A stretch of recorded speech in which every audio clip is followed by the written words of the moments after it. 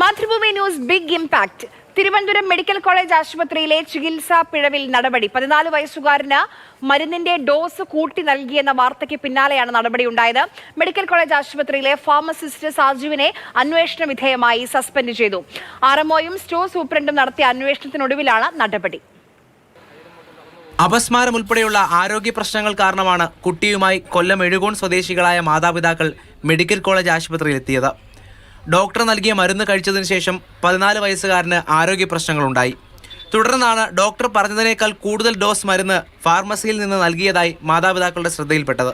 ഓടിക്കൊണ്ടിരിക്കുന്ന ട്രെയിനിൽ നിന്ന് ചാടി ഇറങ്ങാനൊക്കെ പോവുകയും പിന്നെ ഒരു വീട്ടിൽ വന്നതിന് ശേഷം ചിരിച്ചുകൊണ്ട് ഇറങ്ങി റോഡിലോട്ട് പോവുകയൊക്കെ ചെയ്തു. നമ്മുടെ നാട്ടിലെ ഡോക്ടർ തന്നെ പറഞ്ഞു, ഇവിടെ തന്ന മെഡിസിനകത്ത് വ്യത്യാസമുണ്ട്, മോൻ കഴിച്ചുകൊണ്ടിരിക്കുന്ന ഫിക്സിൻ്റെ ഗുളികയല്ല അത്, ഡോക്ടർ എഴുതിയ ഗുളികയും അല്ല അത്, ഫാർമസിയിൽ നിന്ന് വന്ന മിസ്റ്റേക്കാണെന്ന് പറഞ്ഞു.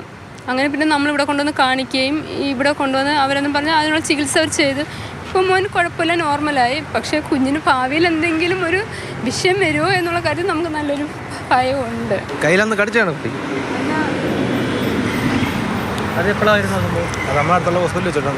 അന്നാണ് ഈ ബെഡെല്ലാം ചവിട്ടി കയറിയത്, എല്ലാം നശിപ്പിച്ചതല്ല, അതിൻ്റെയാണ്. അവിടെ തന്നെ പകുതി അതിൻ്റെ അത് പോയി, പവർ പോയി അവൻ്റെ. ഇപ്പോൾ കുഴപ്പമില്ല, ഡോക്ടർമാരോട് നോക്കി, ഡോക്ടർമാരെ നമ്മൾ കുറ്റം പറഞ്ഞല്ലോ, ഡോക്ടറെല്ലാം അവർക്കൊന്നും ഭാഗത്ത് തെറ്റൊന്നുമില്ല. നമ്മളെപ്പോലുള്ള സാധാരണ കാര്യം പിന്നെ എവിടെയാണ് പോണത്. ഒടുവിൽ മാതൃഭൂമി ന്യൂസ് വാർത്തയ്ക്ക് പിന്നാലെ നടപടിയുണ്ടായി. മെഡിക്കൽ കോളേജ് ആശുപത്രിയിലെ ഫാർമസിസ്റ്റ് സാജുവിനെയാണ് അന്വേഷണ വിധേയമായി സസ്പെൻഡ് ചെയ്തത്. ആർഎംഒയും സ്റ്റോർ സൂപ്രണ്ടും നടത്തിയ അന്വേഷണത്തിനൊടുവിലാണ് സസ്പെൻഷൻ. കൂടുതൽ നിയമ നടപടികളുമായി മുന്നോട്ട് പോകാൻ ഒരുങ്ങുകയാണ് മാതാപിതാക്കൾ.